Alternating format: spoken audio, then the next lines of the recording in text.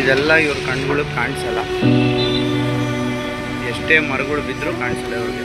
ನೋಡು, ನೀರು ನಿಂತೋಗಿ ಆ ಕಾರ್ಗಳೇ ಬರೋಕ್ಕಾಗ್ತಾಯಿಲ್ಲ ಆ ಕಡೆ ರೋಡಲ್ಲಿ. ನೋಡು, ಮೋರಿಗಳ ಮೇಲೆ ಮನೆಗಳು, ಅಪಾರ್ಟ್ಮೆಂಟ್ಗಳು, ಬಿಲ್ಡಿಂಗ್ಗಳು ಕಟ್ತಾರೆ. ಮೋರಿ ಅದು ಈ ಮೋರಿ ಮೇಲೆ ಕಟ್ಟಿ ಮಳೆ ನೀರುಗಳು ಹೋಗೋ ಜಾಗ ಇಲ್ಲದೆ ಇರೋ ಥರ ಮಾಡಿಕ್ಕವ್ರೆ. ಇದೆಲ್ಲ ಸರ್ಕಾರ ಬೇಡ.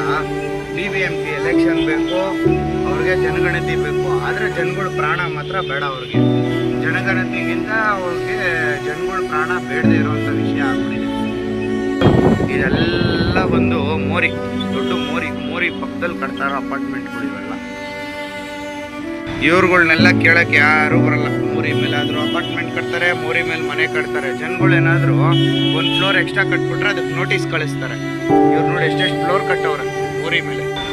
ಇಲ್ಲಿ ಬಿದ್ದಿರೋ ಮರಗಳು ನೋಡಿ, ಎಷ್ಟು ಮರಗಳು ಬಿದ್ದೈತೆ. ಅದು ಏನು ಮಾಡ್ತಾರೋ, ಮರಗಳು ಬೆಳೆಯೋಕ್ಕೆ ಎಷ್ಟೆಷ್ಟು ವರ್ಷ ಬೇಕು. ಇವರು ಮಾಡೋ ಒಂದೊಂದು ಕೆಲಸದಿಂದ